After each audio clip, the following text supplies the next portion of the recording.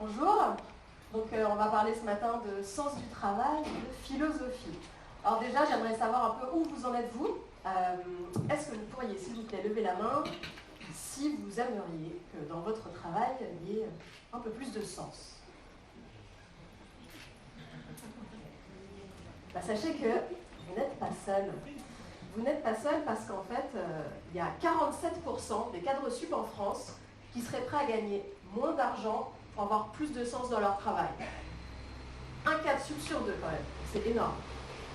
Alors je ne sais pas si vous connaissez cette phrase, elle tourne pas mal sur les réseaux sociaux, qui dit que si vous choisissez un travail que vous aimez, alors vous n'aurez pas à travailler un seul jour de votre vie. Les gens disent que Confucius l'a dit, en réalité personne ne sait, mais ça pose quand on fait référence à des vieux philosophes, donc on va dire que c'est Confucius. En tout cas, ce qu'on peut se demander, c'est ce que ça signifie cette phrase. Est-ce que ça veut dire que si on ne trouve pas de sens dans son travail, en tout cas on aimerait en trouver plus, est-ce que ça veut simplement dire qu'on a mal choisi notre travail? Ça, c'est une question du coup qui remet en question la manière dont on aurait choisi. Alors du coup, revenons sur comment on choisit un travail. Souvent, le salaire fait partie des critères de motivation.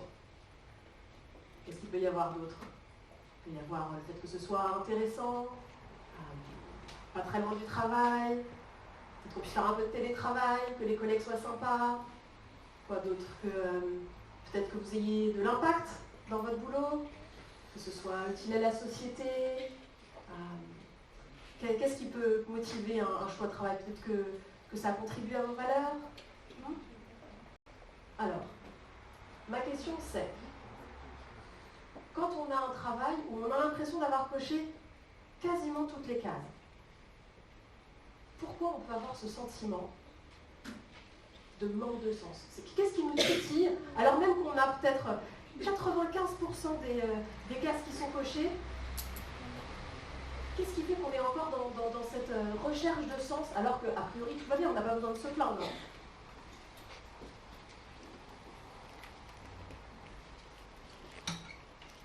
Je vous signale juste qu'en fait j'ai un décalage avec les slides du coup. Alors une question, c'est peut-être la manière dont on choisit, en se disant qu'en fait un travail qui serait un travail bien, satisfaisant, qui aurait du sens pour nous, ce serait un travail auquel on aurait coché toutes les cases de nos critères que voilà, on a chaque personne a les siens. Peut-être qu'une autre façon de voir les choses, que je vais vous proposer, expliquerait pourquoi on peut penser qu'on manque peut-être de sens dans notre travail. Et là, ce travail de voir les choses autrement, c'est la philosophie. La philosophie, en fait, c'est une vision du monde. C'est un regard qu'on pose sur les choses. Donc si on a des lunettes bleues, on va voir le monde en bleu. Si on a des lunettes rouges, on va voir le monde en rouge. La philosophie, c'est différentes manières de voir le monde. Et chacun peut choisir de combiner, comme il le souhaite, comme elle le souhaite, ces différentes visions du monde.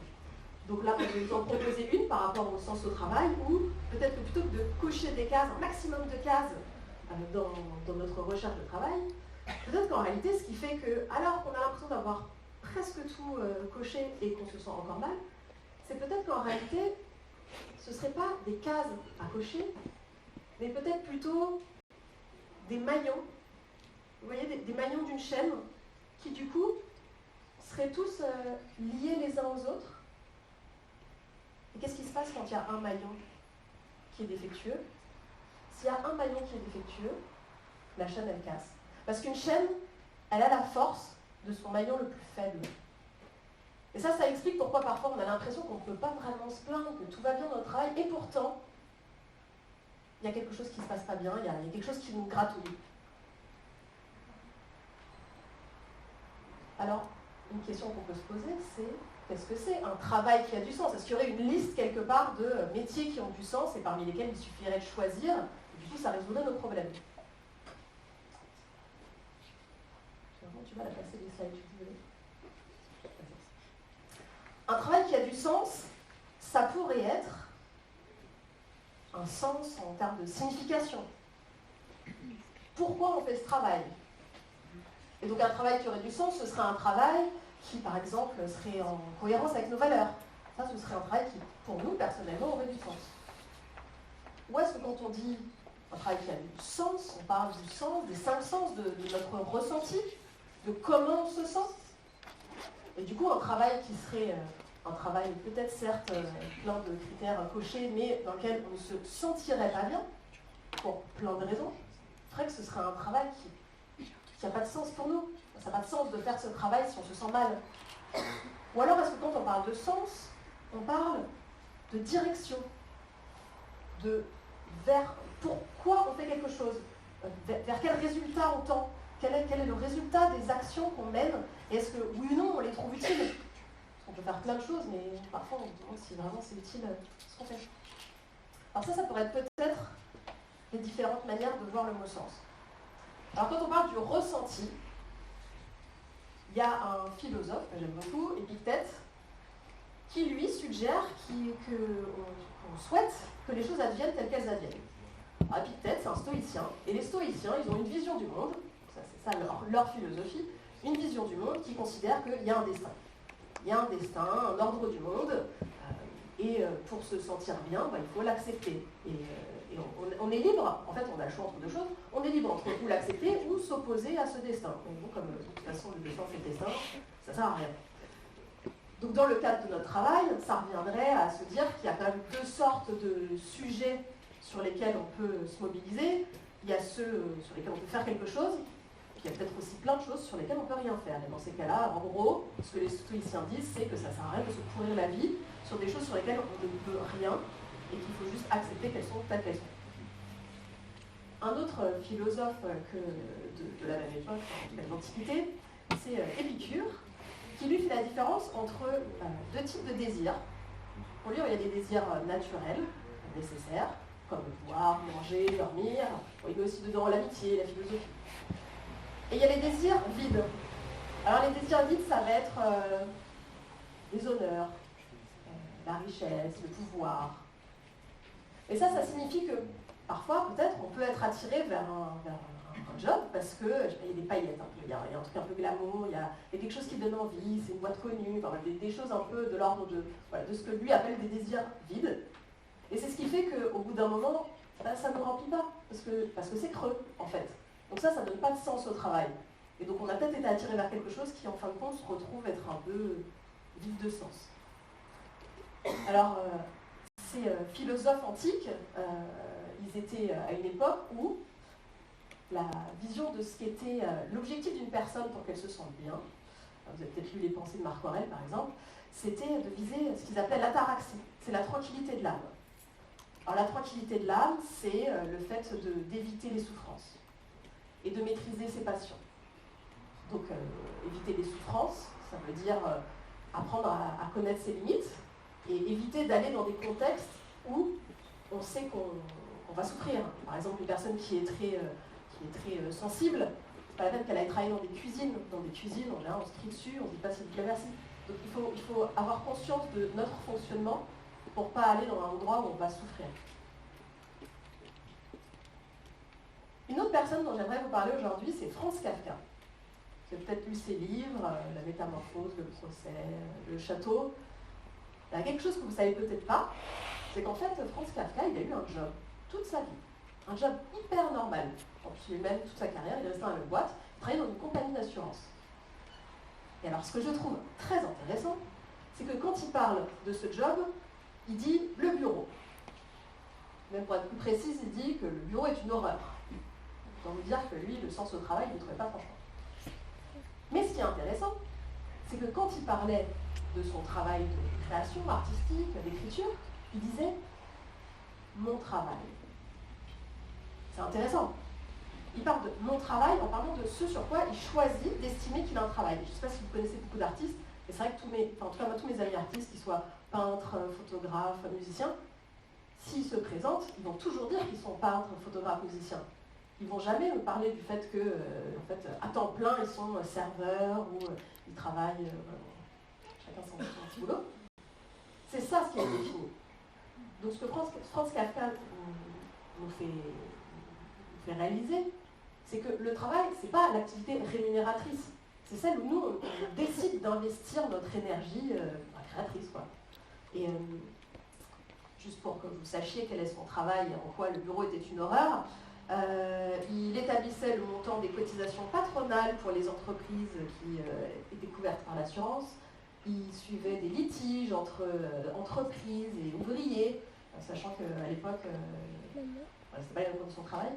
Et il rédigeait des rapports sur les accidents du travail, un peu gore en l'occurrence à l'époque, des choses, des fraiseuses, des trucs un peu sévères, il n'y avait pas autant de sécurité au travail à l'époque. Donc voilà Franz Kafka, lui, ce qui nous apprend, que le travail, c'est pas ce qui est rémunéré ou non. Alors ça fait écho à ce que Hannah Arendt a identifié. Elle, Hannah Arendt, elle a fait la différence entre le travail et l'œuvre. Et c'est hyper intéressant parce qu'elle a critiqué Marx en disant que Marx, il avait été un peu mou du genou. Ouais, ok, il avait un peu révolutionné la vision d'économie, mais il n'avait quand même pas du tout remis en question le fait que le travail, c'était ce qui était rémunéré, ce qui était déjà la vision avant lui. Et elle, ce qu'elle dit, c'est « je ne suis pas d'accord, le travail, c'est pas du tout ce qui est rémunéré ou pas rémunéré. Le travail domestique, c'est un travail. Non, la différence, elle ne se situe pas là. » Elle, la différence, elle l'a située entre ce qui est éphémère et ce qui est durable. Pour elle, le travail, c'est tout ce qui consiste à être répété dans le temps, de manière cyclique, et être consommé dans la foulée. C'est ce qu'on produit, qu'on consomme, et qu'on doit reproduire derrière et reconsommer, et qui peut être réalisé par n'importe qui, de manière indifférente. Donc, typiquement dans le travail, ça va être le rapport hebdomadaire qu'on va faire tous les lundis matins, parce que les chiffres ont changé, il faut les mettre à jour. Et la semaine d'après, ce sera pareil. Et celle d'après, encore pareil. Des choses qui sont sans cesse à renouveler, parce que consommer et à renouveler dans la foulée. Et de l'autre côté, l'œuvre, c'est ce qui est durable. Donc, par exemple, ça va être une maison, ou un poème, des œuvres d'art. Ce qui va être durable, c'est ce qui va passer, ce qui va durer dans le temps, qui va durer dans le temps malgré son usage. On peut tout à fait l'utiliser et ça dure dans le temps. Donc la grosse différence qui va donner du sens à une activité, ça va être que soit elle est consommée immédiatement, soit elle va durer dans le temps. Et qu'elle puisse être réalisée par une personne et que ça fasse une différence que ce soit cette personne plutôt qu'une autre. Une autre différence qu'elle a notée, pour elle, c'est que dans l'œuvre, c'est tout ce qui a un impact direct sur le monde. Donc par exemple, si dans votre travail, vous créez des outils à créer des outils, selon Hannah Arendt, ça peut expliquer pourquoi ça n'a pas forcément de sens, parce que c'est difficile de projeter notre impact personnel dans cette action-là.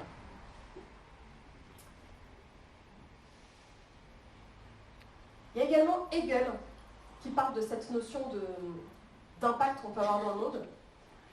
Il donne cet exemple des ronds qu'on fait dans l'eau en jetant des cailloux. Quand on est enfant, pour faire des ricochets, ça n'a absolument aucun intérêt productif, ça ne sert à rien, et pourtant on le fait. Et lui, ce qu'il explique, c'est que quand on jette des cailloux en eau, en fait, c'est une façon pour nous de réaliser notre impact dans le monde. On prend conscience de soi en voyant comment on modifie le monde. Et un autre élément que Hegel souligne, c'est dans la dialectique du maître et de l'esclave, c'est comment aussi on a besoin de la reconnaissance des autres pour se sentir exister. Ce qu'il explicite, c'est qu'un maître sans esclave, il n'est pas maître. Si dans une version extrême, l'esclave prenait sa vie parce qu'il refusait de rester esclave parce que c'est vraiment trop dur, il n'y a plus de maître. Le maître, il a besoin de l'esclave. Il a besoin d'une reconnaissance de l'autre dans son statut pour exister. Donc ce que Hegel souligne, c'est que pour se sentir exister, il faut d'un côté voir l'impact de nos actions qu'on a dans le monde, et je pense que ce n'était pas pour rien que tout le monde s'est mis à faire du sport pendant le confinement. On voyait l'impact concret de ce qu'on faisait, et c'est aussi pour ça qu'il y a pas mal de gens qui essayent de se reconvertir dans des métiers très manuels. C'est important de voir, pour avoir du sens, de voir l'impact des choses qu'on fait, et on a besoin de la reconnaissance des autres. Et j'aimerais aussi vous parler de Nietzsche. Nietzsche, lui aussi, il est dans cette idée d'action où il dit que pour devenir soi, on ne peut pas écouter les conseils des autres. Donc, typiquement, le développement personnel et les livres de management, ça ne lui va pas tellement plus. Lui, ce qu'il dit, c'est qu'il ne faut pas être des moutons, il ne faut pas réaliser des recettes prêtes à penser. Il faut réfléchir à la manière dont nous on fonctionne, et personne n'a le mode d'emploi pour nous. On peut s'inspirer, donc ils sont super, ces bouquins, très bien, lisons-les. On peut regarder comment certains philosophes voient le monde, très bien, ça peut être inspirant. Mais il n'y a aucun copain, copine, coach, livre qui va nous dire comment on fonctionne. Il n'y a que nous qui le savons. Et ce qu'il conseille, c'est de s'écouter, de comprendre notre fonctionnement et d'agir. Pour lui, on devient qui on est à partir du moment où on agit. On n'est pas comme des plantes, on n'est pas une graine de tournesol qui vient à tous les coups un tournesol ou une graine de rose qui vient à tous les coups une rose. Il n'y a rien de prédéterminé. Donc pour lui, Dieu est mort, donc voilà, la vie n'a pas de sens. Donc c'est à nous de construire le sens. Et on devient qui l'on est par l'action. Donc finalement, qui on est, c'est au-devant de nous. C'est en agissant qu'on va devenir qui on est. Donc si on résume, le sens du travail, c'est à la fois sa signification, son lien avec nos valeurs, c'est à la fois le ressenti, comment on se sent, c'est aussi la direction, vers quoi on va, le résultat de nos actions. Et ce sens, on peut le trouver pas nécessairement dans le travail qui va être rémunérateur. C'est pas forcément ça notre travail. Ça peut être le moyen pour réaliser ce que nous, on estime être notre travail, celui qui compte pour nous, qui a du sens pour nous. Il y a plein de manières très créatives de travailler, en tout cas de faire en sorte de financer notre travail, ce qu'on a choisi d'être notre travail, soit travailler mi-temps, soit travailler quelques mois de manière saisonnière, puis travailler dans le travail, soit pendant quelques années mettre des sous de côté, puis se lancer dans un projet. Il y a plein de manières très créatives. Les philosophes grecs, eux, enseignent la tempérance. On va essayer de contrôler les souffrances qui peuvent être générées par le travail, par la connaissance de nous-mêmes, de nos limites, se connaître pour ne pas se jeter dans la gueule du loup d'un travail qui, à tous les coups, c'est écrit, ne va pas nous convenir. Kafka, lui, nous souligne le fait que c'est possible de toute sa vie réaliser une œuvre riche tout en travaillant à côté. Et J.K. Rowling aussi a travaillé avant d'être l'auteur qu'on connaît. Hannah Arendt, elle souligne le fait qu'il y a une grosse différence entre les actions qui sont consommées immédiatement et qui peuvent être faites par n'importe qui et celles qui sont durables et qui ont un impact direct dans le monde. Hegel aussi, lui, il souligne cette importance de voir le résultat de nos actions. Quand on ne le voit pas, c'est difficile de trouver du sens à nos actions et ça peut expliquer pourquoi on peut avoir un sentiment de manque et que la reconnaissance des autres est essentielle. Et enfin, Nietzsche nous enjoint à penser par nous-mêmes. Donc, pensez par vous-même. Réfléchissez à partir de tout ce que vous lirez sur votre fonctionnement. N'écoutez pas les injonctions à fonctionner d'une manière plutôt que d'une autre, comme des paroles d'évangile. Vous êtes les mieux placés pour savoir comment vous fonctionnez. Inspirez-vous, mais ne suivez pas des méthodes telles quelles. Trouvez votre fonctionnement pour comprendre où vous travaillez mieux. Alors là, j'ai balayé quelques philosophes aujourd'hui. J'ai un podcast, donc le chemin de la philosophie, si vous souhaitez continuer à écouter un peu de philosophie très pratique pour réfléchir à des manières de vivre. Je vous invite à me suivre. Merci.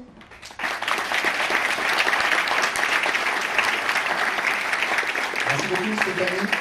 Avant que vous partiez, vous avez parlé de façon très condensée. Est-ce que vous pourriez nous donner un conseil de lecture si on va à la librairie maintenant et qu'on n'en prend qu'un seul? C'est très dur, hein, je sais, mais un qu'on puisse lire in extenso pour se faire du bien. Un livre de philo? Un de ceux que vous avez cités, un Marc Aurèle, un Épictète. Ouais, les pensées de Marc Aurèle, elles sont très bien, elles sont courtes, c'est très Les pensées de Marc Aurèle. C'est des petits aphorismes, des petites phrases, et voilà, c'est une petite philosophe, tu vois. Votre fille. Oui. Voilà. Parce qu'il n'est jamais trop tôt pour anticiper le sens au travail. Très bien. Eh bien, foncez à la librairie. Merci beaucoup. On fait une pause de 5 minutes avant la prochaine